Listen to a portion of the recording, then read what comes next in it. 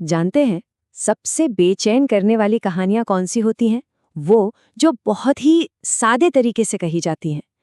तीसरा दरवाजा बिल्कुल वैसी ही एक कहानी है। तो चलिए आज इसी कहानी की बनावट को परत दर परत खोल कर देखते हैं कि आखिर कैसे बस कुछ गिने चुने शब्दों और एक बहुत ही सधे हुए विजुअल स्टाइल से हमारे दिमाग में डर का एक पूरा माहौल तैयार कर दिया जाता है। कहानी शुरू होती है एक बहुत ही सटीक टाइम से, रात के ठीक 1:47। ये छोटी सी डिटेल कहानी को फौरन एक हकीकत का एहसास देती है, और ये इसलिए ज़रूरी है क्योंकि आगे जो भी अजीब होने वाला है उसका असर इसी वजह से और गहरा होगा। और उस हकीकत के ऊपर बुनी जाती है खामोशी, एक ऐसी गहरी खामोशी जो आने वाली किसी भी छोटी सी आहट को बहुत बड़ा और अहम बना देगी। देखिए, ये कहानी सुनाने का एक क्लासिक तरीका है। पहले एक शांत बेसलाइन तैयार करना और फिर उसे एक झटके से तोड़ देना। वो एक अकेली आवाज पूरी शांति पर हावी हो जाती है, और यहीं से कहानी का असली खेल शुरू होता है। एक नियम बनाना और फिर उस नियम को तोड़ना। तो कहानी का पहला हिस्सा है एक शांत रात। माहौल अब पूरी तरह से तैयार है और अब उस आवाज के पीछे का रहस्य सामने आने वाला है।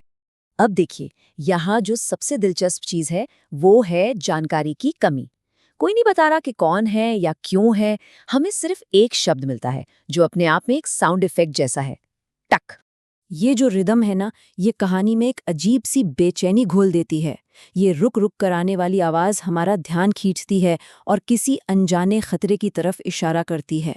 3 बार, बस ये 3 बार की छोटी सी आवाज अब कहानी के सेंटर में एक बड़ा सवाल खड़ा कर देती है, एक खालीपन छोड़ देती है जिसे हमारा दिमाग खुद ब खुद भरने की कोशिश करने लगता है। और अब कहानी का सबसे जरूरी काम शुरू होता है, इस दुनिया के नियम बनाना। अर्जुन जांच करता है, कमरे में सिर्फ एक दरवाजा है, बस। ये एक फैक्ट है, ये कहानी की कह सकते हैं बुनियाद है, एक ऐसी बुनियाद जिसे बदला नहीं जा सकता, या शायद जा सकता है। लेकिन जैसे ही वो दरवाजा खोलता है, रहस्य और भी गहरा जाता है।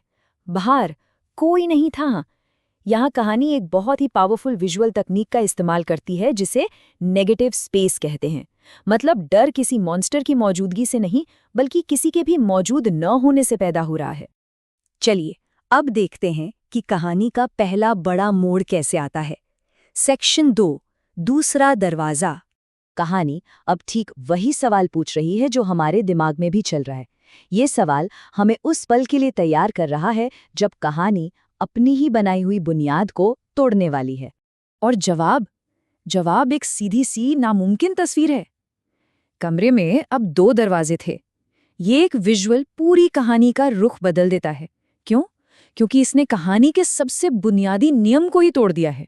ये देखिए, दोहराव का एक विजुअल पैटर्न। एक दरवाजे की जो सामान्य दुनिया थी वो अब 2 दरवाजों की एक अजीब अनकैनी दुनिया बन चुकी है, और इसके साथ ही अर्जुन की हकीकत भी हमेशा के लिए बदल गई है। पता है, साइकोलॉजिकल कहानियों में इस टेक्निक का एक खास नाम है, द अनकैनी।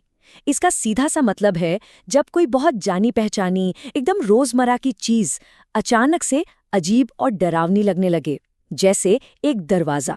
सोचिए, दरवाजा तो हमारे लिए सुरक्षा का प्रतीक होता है ना? पर यहाँ एक और दरवाजा वो सुरक्षा का एहसास नहीं, बल्कि किसी नियम के टूटने का खौफ पैदा कर रहा है। और उस नामुमकिन दरवाजे के पीछे ही कहानी का असली टकराव छिपा है, आईने में अजनबी। इस विजुअल तुलना पर जरा गौर कीजिए। एक तरफ अर्जुन है जो डरा हुआ है, जिसकी प्रतिक्रिया एकदम इंसानी है, और दूसरी तरफ है उसका हमशक्ल, एकदम शांत, काली आंखों वाला, और जिसके चेहरे पर एक हल्की सी अजीब सी मुस्कान है। ये एक क्लासिक डुपलगैंगर की तस्वीर है। और फिर उसके शब्द, तू आ ही गया। ये कोई धमकी नहीं है, ये एक बयान है, जैसे ये सब कुछ तो पहले से तय था और अर्जुन बस अपनी किस्मत तक पहुंच गया है। इस एक लाइन से ऐसा लगता है कि अर्जुन किसी बहुत बड़ी, बहुत पुरानी कहानी का बस एक छोटा सा हिस्सा है। और अब जाकर हम इस अजीब दुनिया के नियमों को समझते हैं। कभी न खत्म होने वाला गलियारा हम शक्ल बताता है कि ये सब कैसे काम करता है। ये दरअसल एक जाल है जिसके बस 3 सीधे साधे नियम हैं। 1, हर रात एक नया दरवाजा नजर आता है। 2 जो भी उसे खोलता है वो इस तरफ आ जाता है, और 3 वो कभी वापस बाहर नहीं जा सकता। जैसे ही अर्जुन को ये भयानक लॉजिक समझ आता है, वो पीछे मुड़ता है और कहानी का सबसे क्रूर विजुअल हमारे सामने आता है। कमरे में अब 3 दरवाजे हैं। ये उसकी कैद का पक्का सबूत है। और कहानी का चक्र वो फिर से शुरू हो जाता है। वही जानी पहचानी दस्तक की आवाज आती है, लेकिन इस बार नए तीसरे दरवाजे से। ये दिखाता है कि ये जाल कभी नहीं रुकता, ये हमेशा चलता रहता है। लेकिन ये कहानी अर्जुन पर आके खत्म नहीं होती। इसका अंत होता है एक आखिरी चेतावनी के साथ, जो इस कहानी को हमारी असल दुनिया से जोड़ देती है। अगली सुबह जब उसकी माँ कमरे में आती है तो अर्जुन जा चुका है। पीछे जो बचा है वो सिर्फ एक विजुअल रिकॉर्ड है। दीवार पर बने 3 दरवाजों की एक कच्ची सी ड्राइंग और तीसरे दरवाजे के ठीक नीचे खरोंच कर लिखा एक संदेश। और ये है वो आखिरी परेशान कर देने वाला मैसेज। और गौर करने वाली बात यह है कि ये चेतावनी अब सिर्फ माँ के लिए नहीं है। नहीं, कहानी अपनी बाउंड्री तोड़कर सीधे हम तक पहुंच जाती है और हमारे जहन में एक सवाल छोड़ जाती है कि शायद दुनिया में कुछ दरवाजे ऐसे भी होते हैं जिन्हें कभी ना खोलना ही बेहतर है।